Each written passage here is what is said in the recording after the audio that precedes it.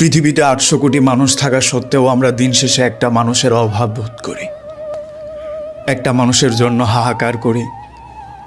একটা মানুষকে দু চোখে হন্যে হয়ে খুঁজে বেড়াই। একটা মানুষের জন্যই গোটা পৃথিবীটা অন্ধকার দেখি। মৃত মানুষের মতো চিৎকার করি। একটা মানুষের জন্যই চোখের জল ফেলি, নিজের ভেতরে নিজেকে হারিয়ে ফেলি।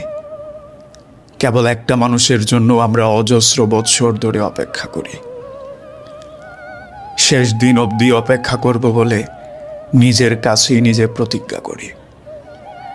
অথচ ওই নির্দিষ্ট একটা মানুষ ব্যতীত গোটা পৃথিবী আমাদের অভাববোধ দেখে ব্যতীত হয়। মরুর মতো হাহাকার দেখে একটা জলাশয়ের আভাস দেয়। চোখ দুটোকে স্বস্তির একটা ঘুম উপহার দিতে চায়। আক্ষেপহীন সহজ সাবলীল একটা চরিত্রে আমাদের দেখতে চায়, কেবল ওই একটা মানুষ ব্যতীত।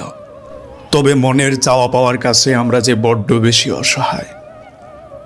সব না পাওয়াকে বিসর্জন দিতে পারলেও মনের মন্দিরের মানুষটাকে ভুলে যাওয়ার সাধ্য আমাদের একেবারেই নেই।